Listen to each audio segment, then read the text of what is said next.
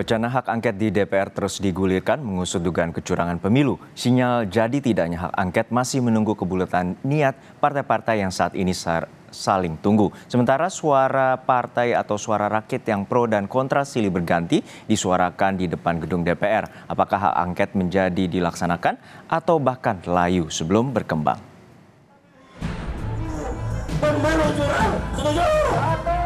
Kita yang akan masuk. Kesalahan. Tahan dulu, kenapa bisa masuk di sini kita tahan. Tahan dulu barang-barang. Dua kelompok massa yang pro dan kontra hak angket bertemu di depan gedung DPR MPR Jakarta Selasa siang. Massa yang mendukung hak angket tak hanya menuntut penolakan hasil pemilu yang dinilai curang, tetapi juga mengangkat tuntutan pemakzulan Presiden Jokowi. Sementara itu, massa yang tidak setuju terhadap jalannya hak angket untuk mengusut kecurangan pemilu menilai kedamaian pasca Pilpres jadi hal utama yang perlu dijaga. Untuk memisahkan dua kubu ini, polisi terpaksa memasang sekat di antara kedua kelompok. Dalam aksinya, massa sempat melakukan aksi bakar ban. Di tengah aksi unjuk rasa di dalam gedung DPR, para anggota Dewan menggelar rapat paripurna pembukaan masa sidang ke-13 pertama pasca pemilu Februari lalu. Soal hak angket sempat disuarakan oleh fraksi PDI Perjuangan, PKS, dan PKB. Hujan interupsi juga terjadi. Anggota DPR dari 3 fraksi tersebut mengingatkan DPR RI untuk menggunakan hak angket guna menyikapi dugaan kecurangan pemilu 2024.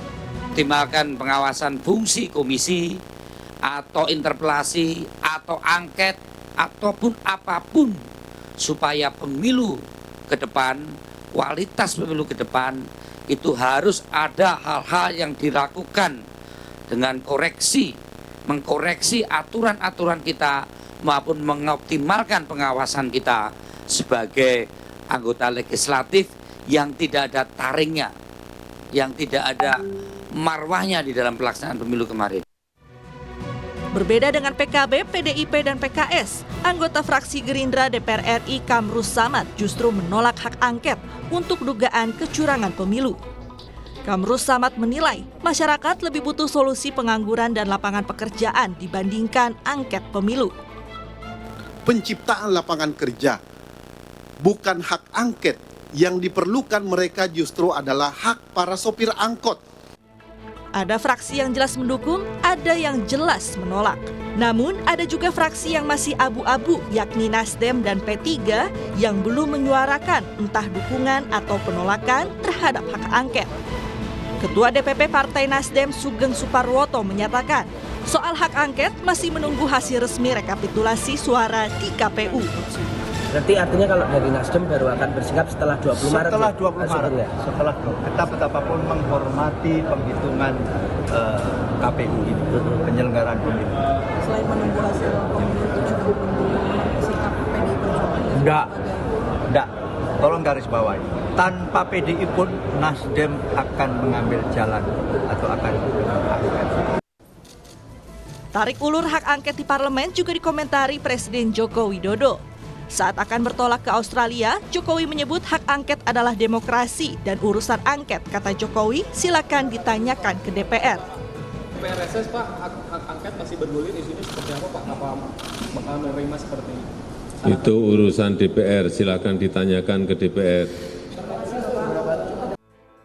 Hak angket adalah hak DPR untuk melakukan penyelidikan terhadap pelaksanaan suatu undang-undang kebijakan pemerintah.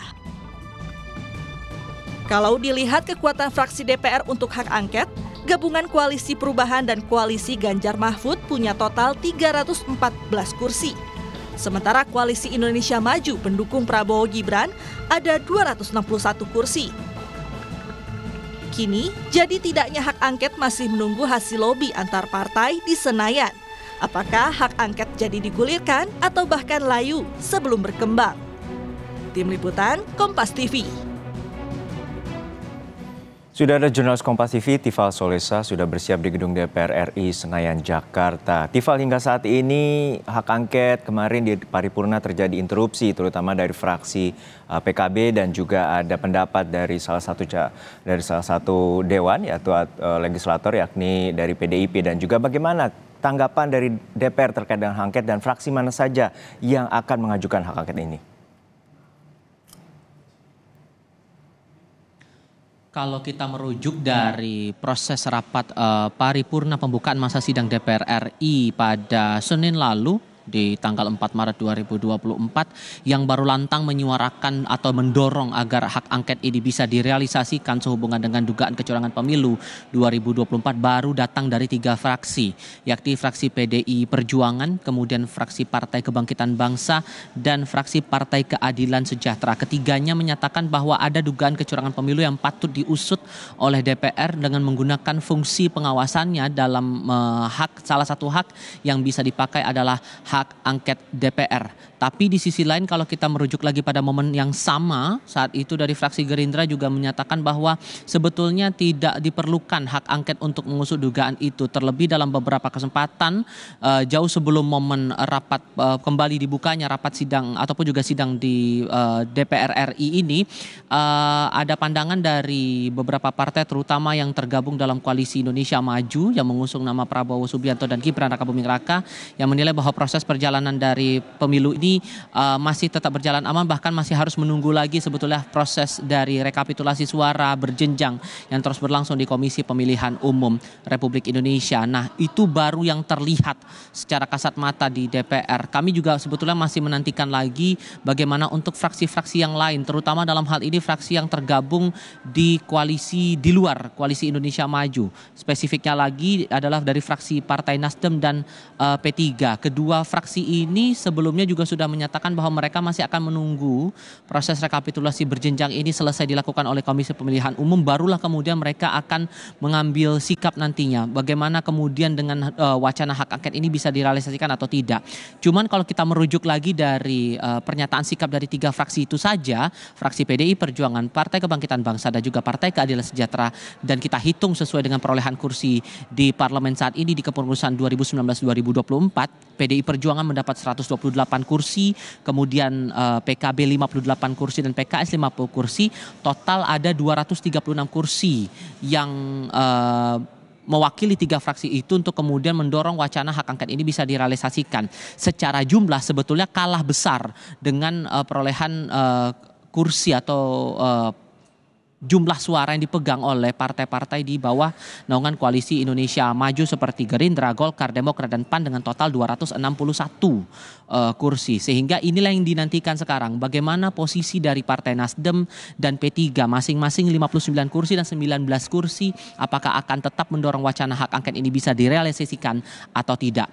Tidak hanya masalah wacananya ini bisa direalisasikan, tapi bagaimana juga prosedurnya. Ini juga menarik untuk dicermati. Sebetulnya dalam Undang-Undang nomor 17 tahun 2014 tentang MD3 Juno, dari pasal 199 sampai pasal 209 itu sudah menjelaskan secara rinci bagaimana hak angket ini diusulkan sampai akhirnya bisa direalisasikan. Sederhananya dalam Undang-Undang MD3 diterangkan di situ bahwa hak angket ini bisa diusulkan paling tidak oleh 25 orang anggota DPR RI dan lebih dari 1 fraksi di parlemen. Kemudian usulan ini baru bisa mendapatkan persetujuan di dalam rapat paripurna DPR yang dihadiri lebih dari setengah dari total jumlah anggota DPR RI yang ada.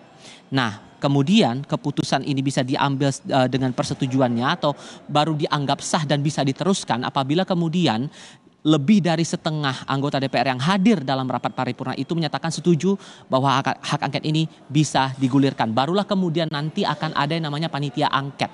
Panitia angket ini akan bertugas dan akan menyerahkan laporan kalau kita merujuk dari aturan yang berlaku di Undang-Undang MD3, 60 hari sejak dibentuk barulah kemudian bisa mereka menyampaikan hasil dari proses penyelidikan yang berlangsung dengan dugaan kecurangan pemilu itu tadi.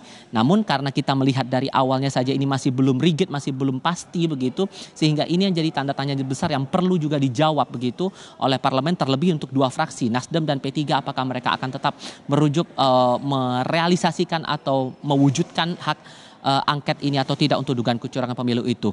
Kita merujuk lagi dari pengertian hak angket sendiri bahwa ada sebetulnya satu poin penting yang perlu ditekankan juga di sini. Selain masalah penyelidikan dan juga dugaan tindakan yang bertentangan dengan undang-undang, ada hal lain juga yang perlu dicermati di sini soal hak angket, yakni kebijakan pemerintah yang penting, strategis, dan berdampak luas bagi kehidupan berbangsa, bermasyarakat, dan bernegara. Sikap ini yang tampaknya menarik untuk kita cermati lagi di Kompleks Parlemen Senayan Jakarta. Jono.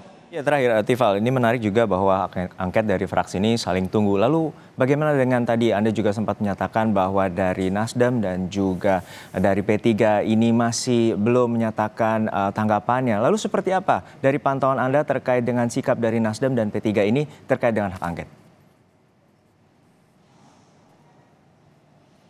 Dalam beberapa kesempatan kepada wartawan sebetulnya mereka menyatakan bahwa semuanya wait and see.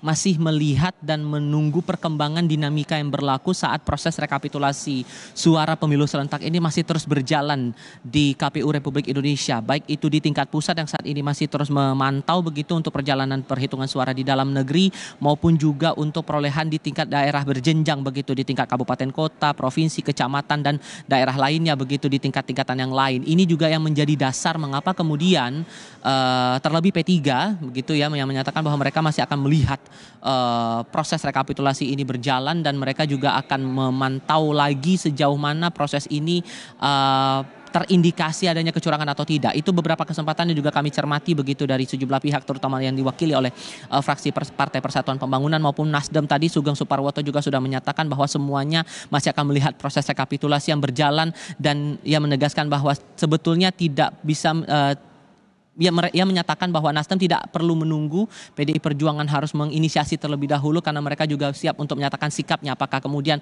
hak angket ini perlu untuk direalisasikan atau tidak, Juno.